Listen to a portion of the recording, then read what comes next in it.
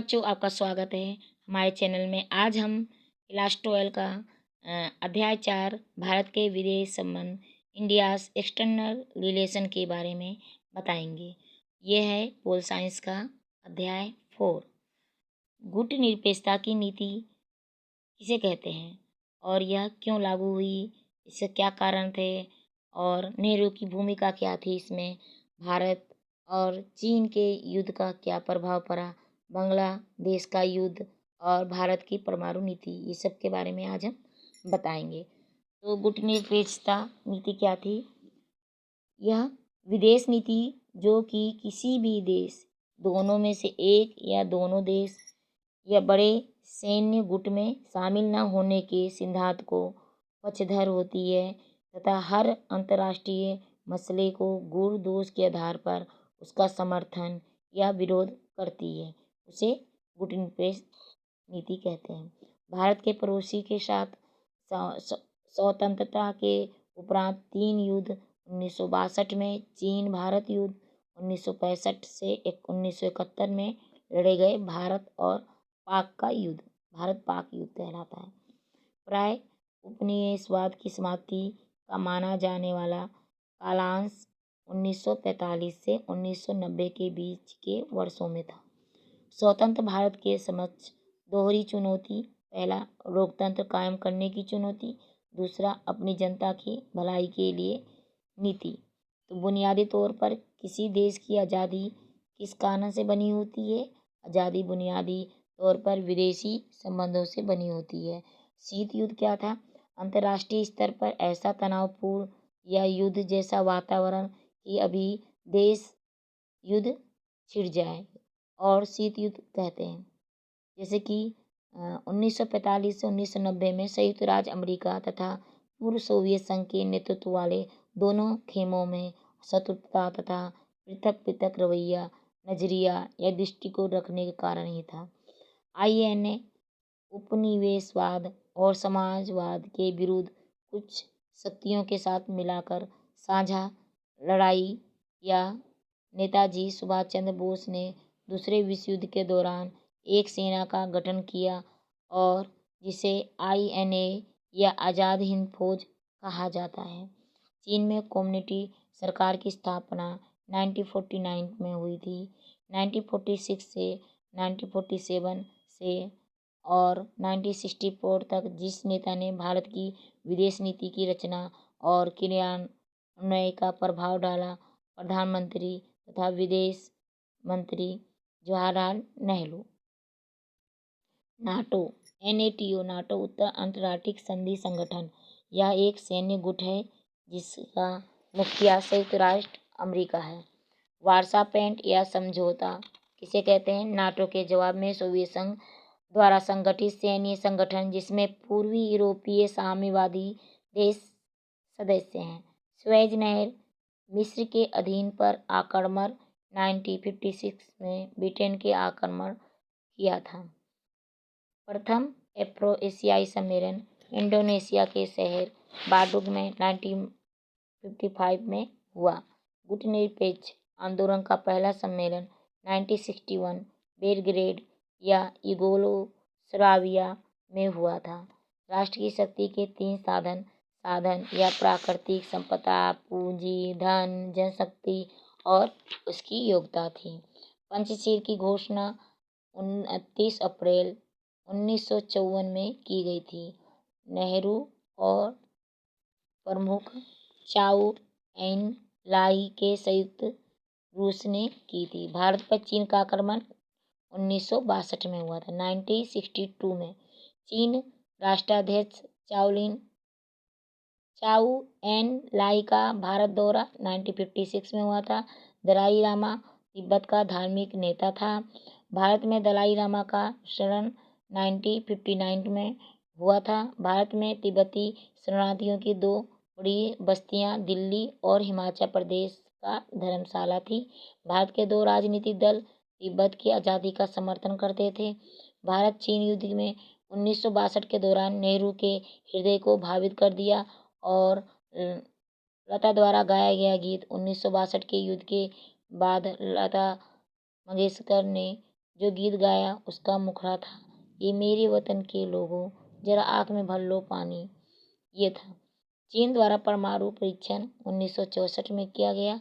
अरब Israel युद्ध 1973 में हुआ था।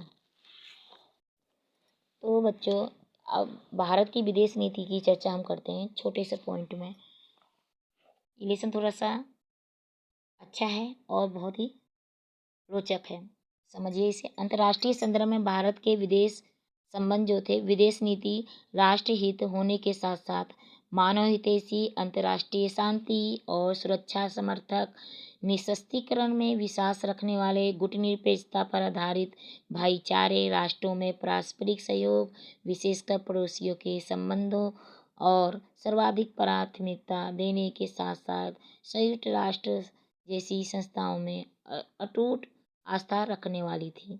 भारत की नीति गुटनिरपेक्षता की नीति थी और इस नीति में उपनिवेशवाद, समाजवाद, रंग भेदभाव, जातीय भेदभाव का विरोध किया है। इसके निर्माण में देश के प्रथम प्रधानमंत्री नेहरू ने उल्लेखनीय भूमिका निभाई है।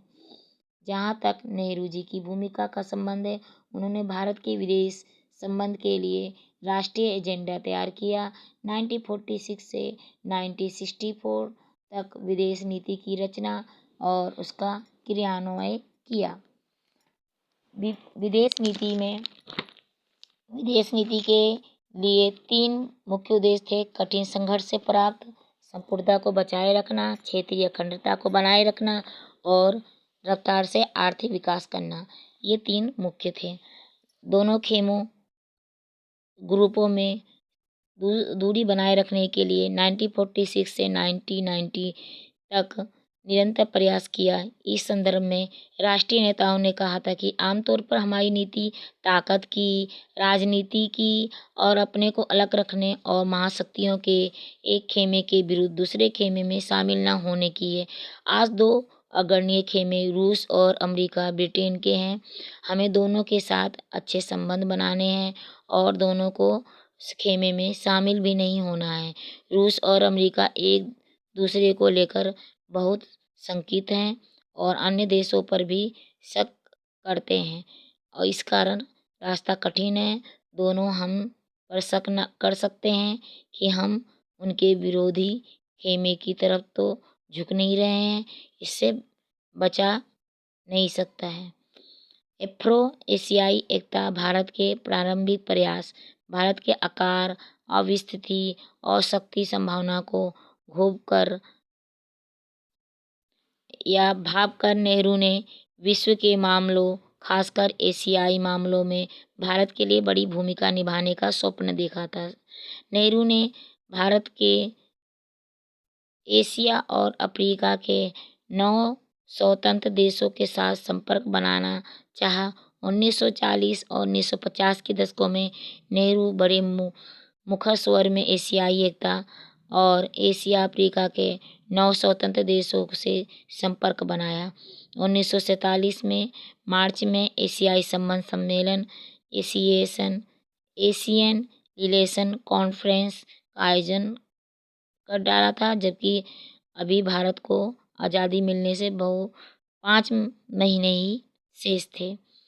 भारत द्वारा अन्य देशों की स्वतंत्रता और मानव मूल्यों की स्थापना के लिए प्रयास, एफ्रो एशियाई एकता सम्मेलन के अनेक अच्छे प्रभाव दृष्टिगोचर हुए। भारत ने इंडोनेशिया की आज़ादी के लिए भरपूर प्रयास किया। भारत चाहता था कि इंडोनेशिया डच औपनिवेशिक शासन के यथासंभव शीघ्र मुक्त हो जाएं। इसके लिए भारत ने 1949 में इंडोनेशिया के स्वतंत्रता संग्राम के समर्थन में एक अंतर्राष्ट्रीय सम्मेलन किया। भारत औपनिवेशीकरण की प्रक्रिया का प्रबल समर्थक था और दूसरी दृढ़ता से नस्लवाद का भी समर्थन। इंडोनेशिया का एक शहर जिसे बर्डिंग में एफ्रो एशियाई सम्मेलन 1955 में हुआ था। भारत और चीन का संबंध कैसे थे? भारत के चीन के संबंध मित्रता, शांति, युद्ध और संबंधों के सुधार नामक कुछ शब्दों से समेटे जा सकते हैं। भारत चीन संबंध प्राचीन काल में स्थापित हो गए थे। ईसा पूर्व से ही भारत और चीन के व्यापारी आने जाने लगे थे और बौद्ध धर्म के प्रचार और प्रसार के साथ ही संबंध और अधिक घनिष्ठ हो गए। लेकिन बाद में मुगल काल और ब्रिटिश काल में इन संबंधों में शिथिलता आ गई। सन 1949 में चीन के साम्यवादी शासन की स्थापना हुई और भारत उसे मान्यता देने वालों देशों में प्रथम देश था। इसके पश्चात काफी समय तक चीन और भारत के संबंध मित्रतापूर्ण रहे। सीमा विवाद और युद्ध 1962 में चीन ने सीमा विवाद को लेकर भारत पर अचानक ही आक्रमण कर दिया और नेफा और लद्दाख के एक बहुत बड़े क्षेत्र पर कब्जा कर लिया। वह क्षेत्र आज तक चीन के अधिकार में है। चीन के इस कार्य की समस्त संस्थान ने निंदा की और भारत को कई देशों ने सहायता मिली।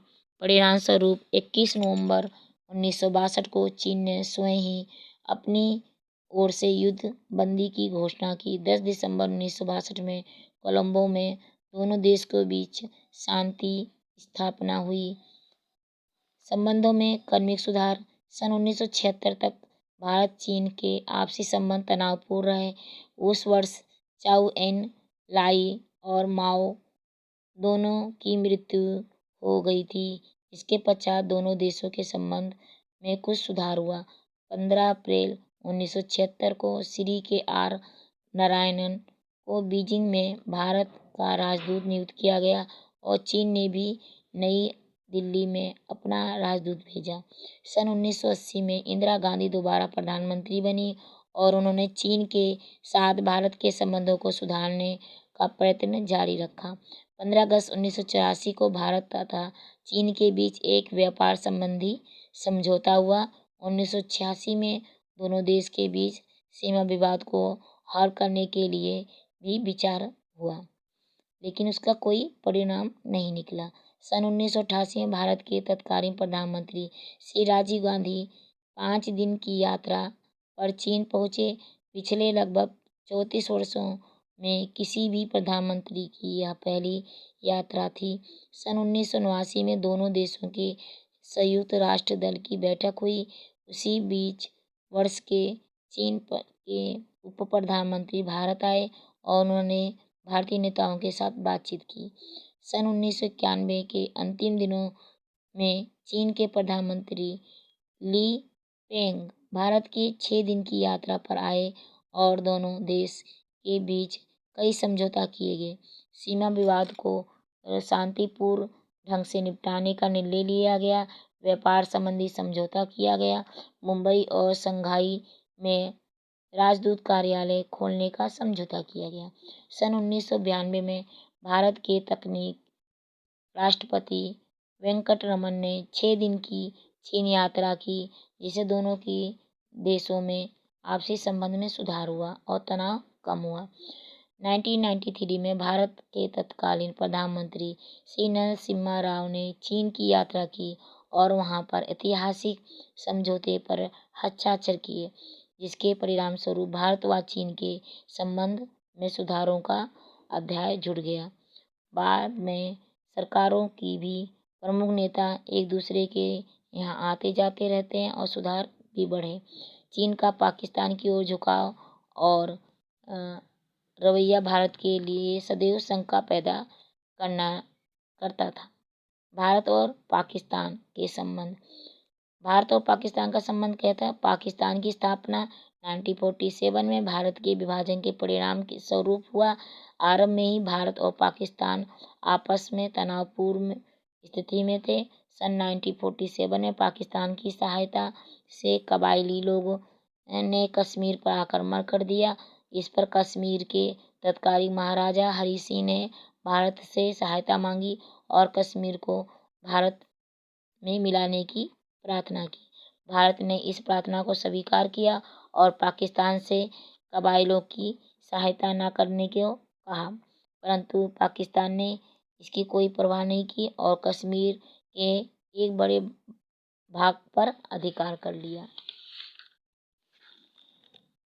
सन 1965 में पाकिस्तान ने भारत पर फिर आक्रमण कर दिया, परंतु भारत ने इसका मुंहतोड़ जवाब दिया। और पाकिस्तान को बुरी तरह से पराजित किया। अंत में सोवियत संघ के माध्यम से दोनों देशों के बीच में साझा हुआ और समझौता हुआ। भारत ने पाकिस्तान के जीते हुए क्षेत्र को वापस लौटा दिया।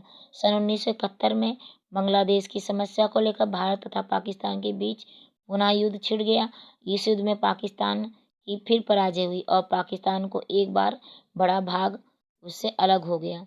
बांग्लादेश नामक एक स्वतंत्र राज्य की स्थापना हुई, जिसके पश्चात भारत व पाकिस्तान दोनों देशों के प्रधानमंत्री शिमला में मिले और उन्होंने एक समझौते पर हस्ताक्षर किए। यह समझौता दोनों देश पर बात सहमत और भविष्य में अपनी अपनी समस्याओं का समाधान शांतिपूर्ण और मित्रतापूर्ण ढंग से करने के लिए हुआ था।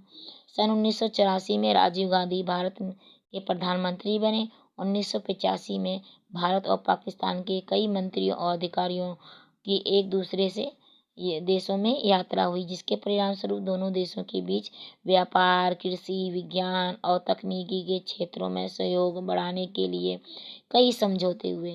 राजीव गांधी, जनरल जिया पाकिस्तान के राष्ट्रपति की कई बार मुलाकात हुई, परंतु उनका कोई ठोस परिणाम नहीं निकला। सन 1988 में श्रीमती बेनजीर भुट्टो पाकिस्तान की प्रधानमंत्री बनी। आशा था कि पाकिस्तान में लोकतंत्र के बहाल होने से भारत पाक संबंधों में सुधार होगा, परंतु ऐसा नहीं हुआ। सन 1990 में श्री नवाज शरीफ वहां के प्रधानमंत्री बने। उन्होंने भारत के प्रति जो रवैया अपनाया, उससे दोनों देश में कटुता बढ़ी।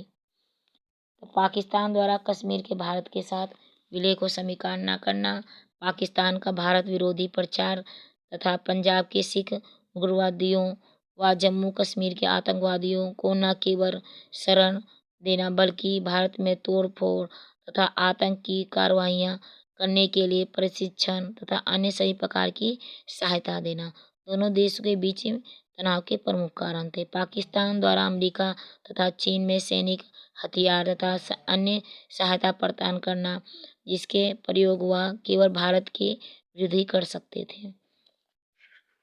भारत और बांग्लादेश के संबंध कैसे थे?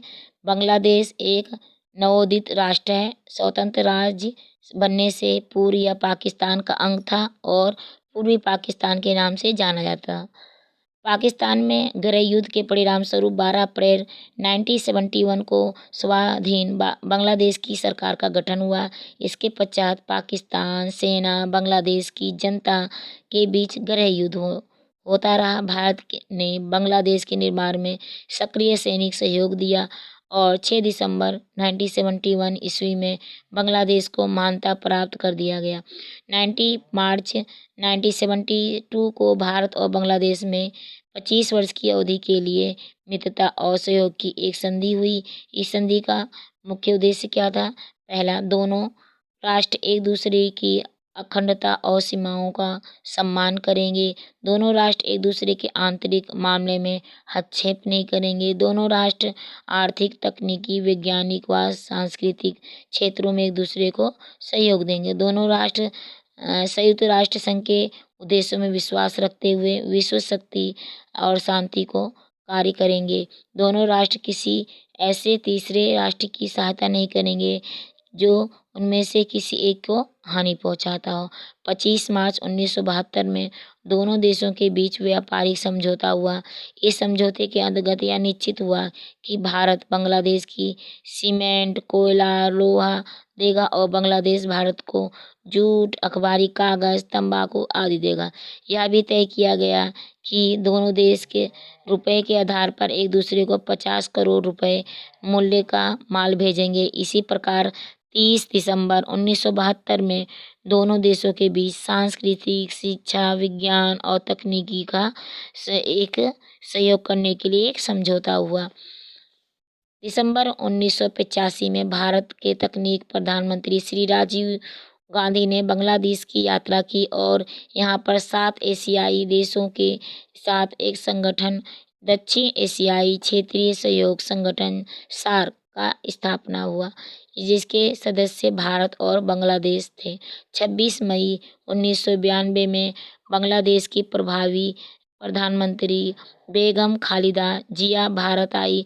दोनों ने देशों में 3 बीघा मुद्दे पर समझौता किया, जिसके अंतर्गत 26 जून 1992 को भारत ने 3 बीघा गलियारा बांग्लादेश को पट्टे पर सौंप दिया, परंतु इस गलियारे में प्रशासनिक अधिसत्ता भारत की ही रहेगी। बांग्लादेश को प्रधानमंत्री बेगम खालिदा जिया और भारत के तत्कालीन प्रधानमंत्री नरसिम्हा राव ने अनेक महत्वपूर्ण मुद्दों पर बातचीत की और दोनों देशों में पानी के बंटवारे पर भी सहमति हो गई। प्रधानमंत्री HD देवगौड़ा और बांग्लादेश की प्रधानमंत्री शेख हसीना वाजेद के बीच 6 जनवरी 1997 को आधिकारिक वार्ता बाद में JRC भारत बांग्लादेश संयुक्त नदी आयोग की बैठक फिर से करने का निर्णय लिया। 19 जुलाई 1997 में JRC की बैठक करने का निर्णय लिया। इस प्रकार आजकल भारत बांग्लादेश संबंध मधुर बने हुए हैं, परंतु खालिदा की सरकार बनने के बाद फिर से भारत के प्रति बांग्लादेश में कट्टरवादियों और घृणा पैदा हुई। शेख हसीना के कार्यकाल में संबंध अधिक मधुर थे। भारत की परमाणु नीति अहिंसावादी, शांति प्रिय देश से और लेकिन दुर्भाग्य से 20वीं सदी में लेकर आज तक विनाशकारी युद्धों के पीछे वे सशक्तिकरण की होड़ प्रमुख कारण रहा है। 20वीं शताब्दी में प्रथम तथा द्वितीय विश्व युद्ध जो राष्ट्रों द्वारा प्रमुख सशक्तिकरण के शक्ति सम्मेलन को सीमा तक लॉन्च करने की प्रक्रिया से जुड़े हुए थे। तो बच्चों, ये आपको पसंद आया होगा। भारत में NPT और CTBT पर हस्ताक्षर करने के लिए इनकार कर दिया, क्योंकि ये संधियाँ बहुत ही पक्षघात थी और यहाँ तक कि कुछ देशों तो अपने शस्त्र बनाए रखे और अन्य देशों पर शस्त्र रखने पर प्रतिबंध लगाया गया। भारत का कहना है सभी देश को अपने नाम के अस्त्र शस्त्र समाप्त करने चाहिए।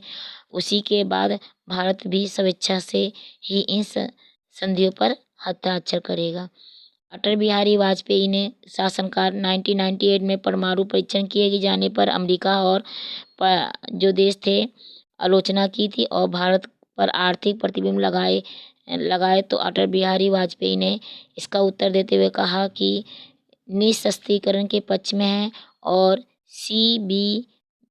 CTBT हस्ताक्षर करने को तैयार हैं, परंतु यह तब तय होगा जब संधि को पक्षपात रहित बनाया जाएगा। सभी देशों को पहले अपने आणविक हथियार समाप्त करने चाहिए, तब हम हस्ताक्षर करेंगे। बच्चों, ये लेसन पसंद आया हो तो आप सब्सक्राइब की दीजिएगा और अगले वीडियो का इंतज़ार कीजिएगा। धन्यवाद।